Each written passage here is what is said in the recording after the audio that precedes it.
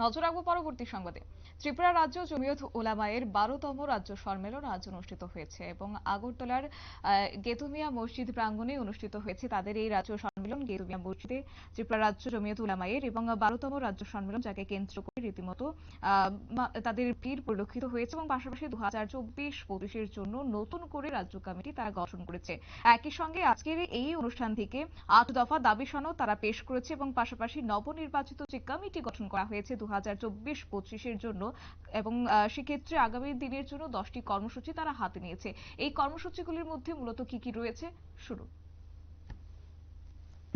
রাজ্য জমিয়তের আহ্বানে সাড়া দিয়ে উপস্থিত হয়েছেন, তাই আপনাদেরকে অশেষ ধন্যবাদ।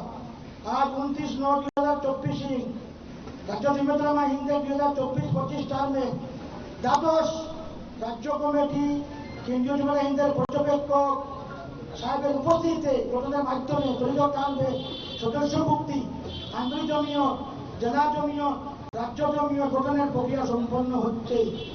তাই আপনাদের মাধ্যমে রাজ্য জমিয়তের পক্ষ থেকে ধর্ম বর্ণ নির্বিশেষে রাজ্য সরকারের নিকট নিম্নলিখিত বিষয়ের ব্যাপারে জ্ঞাত করা ও দাবি করা হচ্ছে।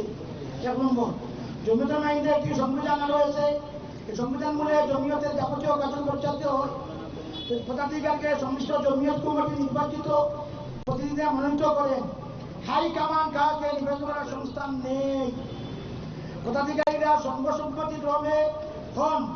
বিতর্ক সৃষ্টি হলে সংখ্যাগরিষ্ঠতার মতামতে মনোনীত হন। চলিত টার্মে একজন সভাপতি, 5 জন সহসভাপতি, একজন কোষাধ্যক্ষ, 1,20,105 জন সদস্যে 237টি আঞ্চলিক জমিয়ত, 17টি জেলা জমিয়ত কমিটি থেকে মনোনীত 201 জন সদস্য দ্বারা রাজ্যিক প্রতিনিধি দ্বারা সর্বসম্মতিক্রমে মনোনীত হন জমিয়তের একজন সভাপতি, 5 জন সহসভাপতি এবং কোষাধ্যক্ষ।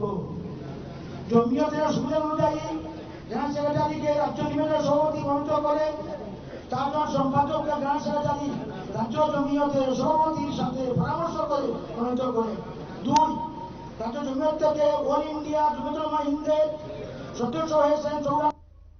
আপনারা শুনলেন তাদের বক্তব্য এবং পূর্ব ঘোষণা অনুযায়ী আজ সকাল 11 ঘটিকা থেকে শুরু হয়েছে আগরতলা শিবনগর স্থিত গেদুমিয়া মসজিদে তাদের 12তম রাজ্য সম্মেলন, এবং সেই সম্মেলন থেকে একটি কমিটি গঠন করা হয়েছে আগামী দিনের জন্য, যেখানে কেন্দ্রীয় প্রতিনিধি হিসেবে উপস্থিত ছিলেন মাওলানা আবু মুসাফিয়ান।